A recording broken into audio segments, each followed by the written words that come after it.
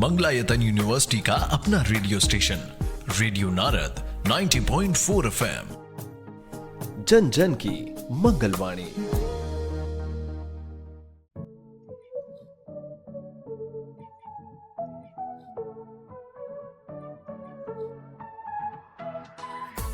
स्वागत है दोस्तों, रेडियो नारद 90.4 FM से मैं हूं आपके साथ आरजे याशी और प्रोग्राम शुरू हो गया है मंगलवाणी। जी हाँ दोस्तों, जिसमें मैं आपको एक जानी मानी हस्ती से मिलवाती हूँ। आज आपके पास मौका है एक ऐसी शख्सियत को जानने का जिनको 42 साल रिसर्च का एक्सपीरियंस है, साथ ही टीचिंग में 32 साल हो चुके हैं, जिन्होंने PhD गाइडेंस में 26 साल गुजारे हैं और 21 MPhil रिसर्च गाइडेंस दी हुई है स्टूडेंट्स को। जिनके अवार्ड्स और अचीवमेंट्स की हम बात करें तो उन्होंने बायोटेक्नोलॉजी एंड फार्मेसी से fellow of association award achieve किया है। इसके अलावा Panama national award, talented biotechnologist award, best research article award, 2 fellow of society awards, Lions international president appreciation award और Andhra Pradesh state best teacher award से उनको नवाजा गया है। जिन्होंने अपनी मेहनत और प्रतिभा से जीवन में एक नहीं दो नहीं बल्कि कई डिग्रियां प्राप्त की हैं, जैसे कि बायोटेक्नोलॉजी से DSc किया है, फार्मास्यूटिकल साइंस और जूलॉजी से PhD किया है, zoology, psychology, information technology, sociology और बिग डेटा एनालिटिक्स से मास्टर्स किया है। इसके अलावा स्टैटिस्टिक्स और कंप्यूटर एप्लीकेशंस में पोस्ट ग्रेजुएशन किए हैं। मैं आपको उनका नाम भी बताऊंगी, लेकिन उससे पहले आइए जानते हैं उन्होंने कौन कौन सी पोजीशंस ली हैं, जो जीवन में बहुत बड़े बड़े पदों पर रहे हैं, जैसे कि मिजोरम यूनिवर्सिटी में फॉर्मर वाइस चांसलर रहे हैं, यूनिवर्सिटी ऑफ मलेशिया में विजिटिंग प्रोफेसर रहे हैं, association of biotechnology and pharmacy में जनरल सेक्रेटरी रहे हैं और इसके अलावा ऐसे कई पद हैं जिनको उन्होंने बखूबी संभाला है। जिनके रिसर्च पब्लिकेशन की बात करें तो 257 research paper, 8 patents, 23 scientific articles, 6 paper presentation और 22 बुक पब्लिश्ड हो चुकी हैं। इसके साथ ही 10+ प्रोफेशनल बॉडीज में वह लाइफ टाइम मेंबर रहे हैं। दोस्तों, मैं बात कर रही हूँ हमारे multi talented scientist Mangalayatan university Jabalpur के vice chancellor sir professor KRS Sambasiva Rao ji की, जो कि फिलहाल हमारे साथ स्टूडियो में मौजूद हैं। बिना देरी किए आइए उनका स्वागत करते हैं। प्रोफेसर राव सर, आपका बहुत बहुत स्वागत है रेडियो नारद 90.4 FM में। Thank you very much, thank you sir. जैसे मैंने आपके बारे में पढ़ा, मेडिकल फील्ड में तो आपका इंटरेस्ट रहा है, लेकिन IT के क्षेत्र में भी आपका रुझान रहा है। और आज के छात्रों के भविष्य के लिए अगर जाना जाए तो कौन सा फील्ड ज्यादा अच्छा होगा? मैडम, एक्चुअली आपको मेडिकल फील्ड, कंप्यूटर साइंस और biology, all are actually nowadays they are multidisciplinary areas. Okay. And integrated research area. आपको कंप्यूटर साइंस वाला को भी बायोलॉजी में रिसर्च कर रहे, बायोलॉजी वाला मेडिकल एरिया में रिसर्च कर रहे, मेडिकल वाला बायोइन्फॉर्मेटिक्स में और मेडिकल इन्फॉर्मेटिक्स में रिसर्च कर रहे जी। सो किसी फील्ड में काम कर रहे हैं, इनको डिफरेंट फील्ड्स को हेल्प लेके रिसर्च में ज्यादा करना है। फॉर एग्जांपल, मेडिकल वाला को NMR और MRI and angiograms and angioplast and Parkinson disease, Alzheimer disease, ये सभी बायोलॉजी वाला का जरूरत पड़ेगा। सो सिमिलरली इनको कुछ जीन्स का स्टडी करना है, जीन्स का एक्सप्रेशन स्टडी करना है, कैसे जीन एक्सप्रेशन होता है, इनको कंप्यूटर में मैच करना होगा, ये जीन एक्सप्रेशन को मैच करना है। सो कंप्यूटर का नॉलेज भी बहुत जरूरत है इनको। सो इसीलिए integrated approach for all these subjects is very important.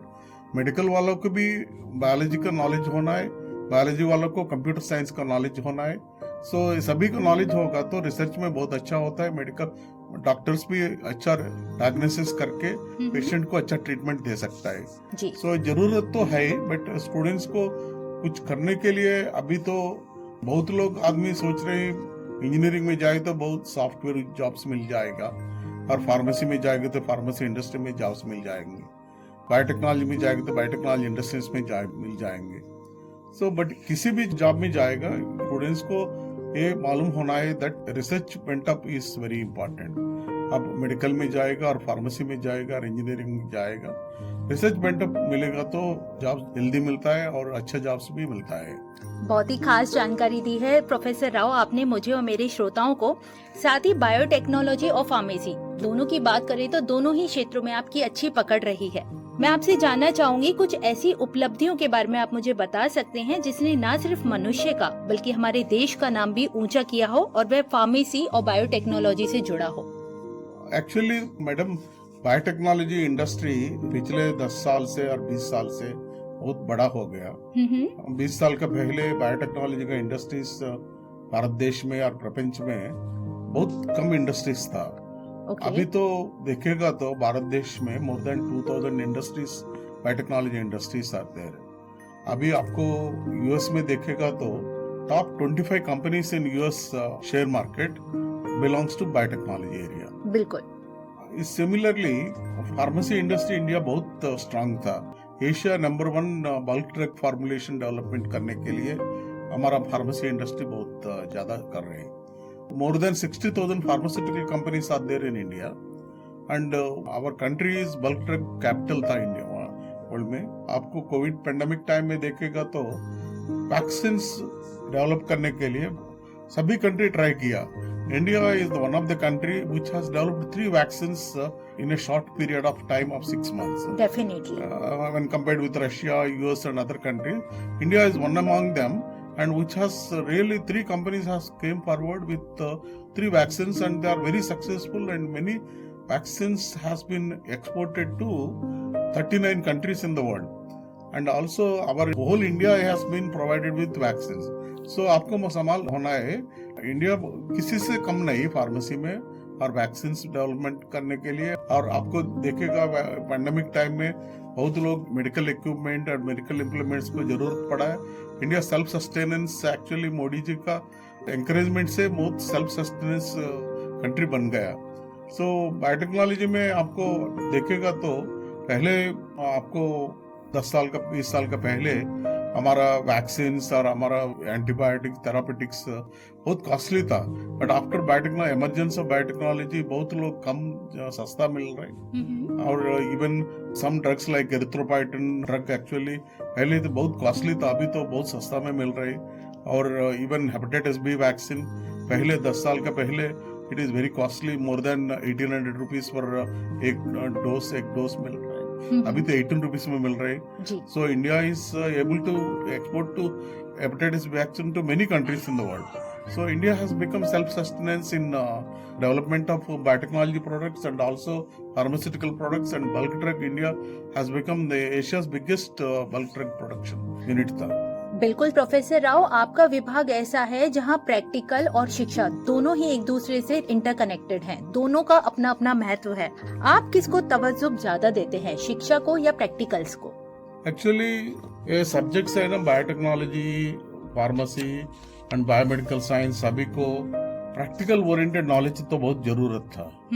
So theoretical part आपको शिक्षा दे देगा ना, इनको प्रैक्टिकल नहीं तो इनको स्टूडेंट को अच्छा ट्रेनिंग नहीं होता है। सो प्रैक्टिकल नॉलेज जरूरी देना पड़ेगा इनको।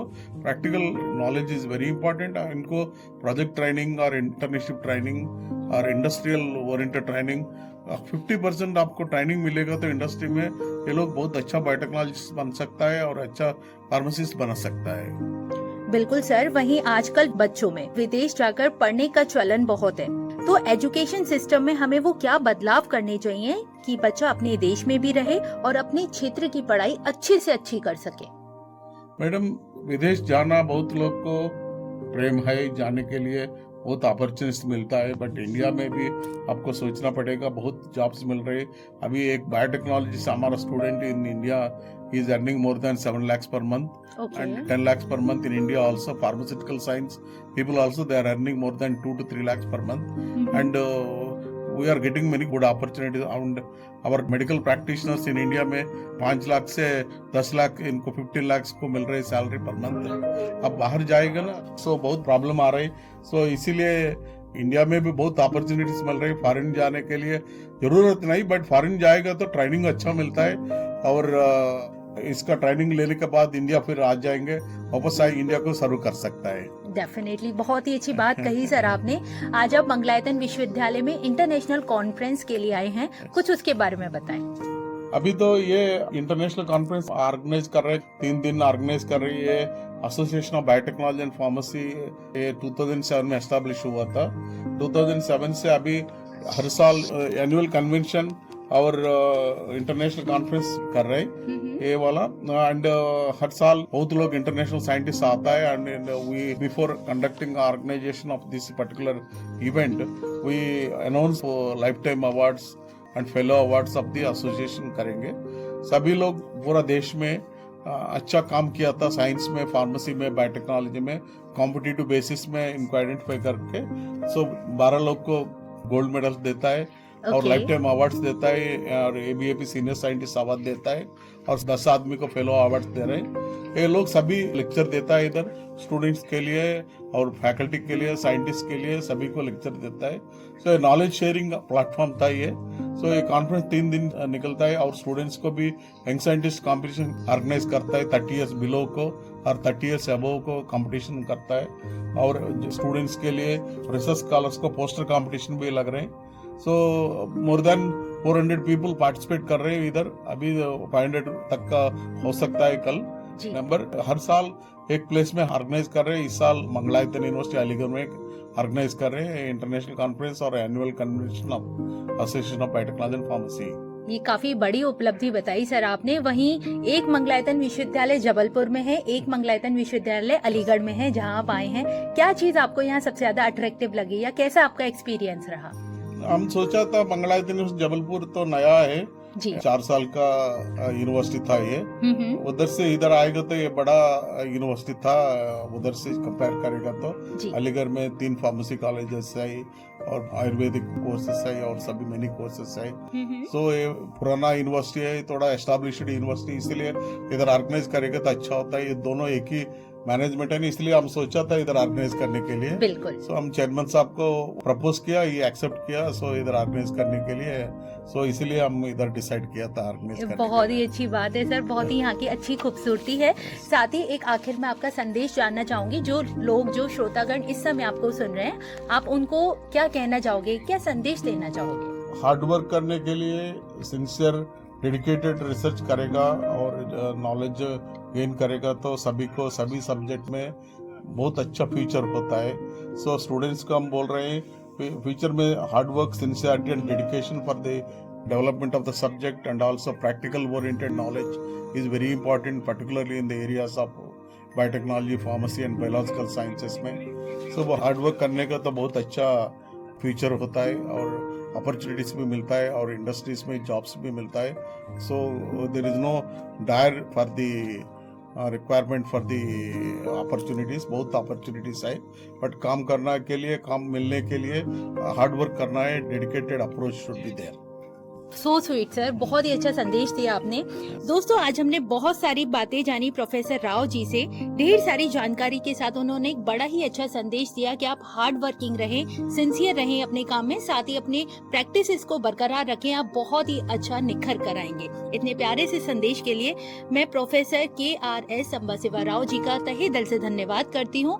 आप रेडियो नारद से जुड़े इतनी सारी जानकारी दी, सर आपका बहुत बहुत धन्यवाद। Thank you very much, thank you.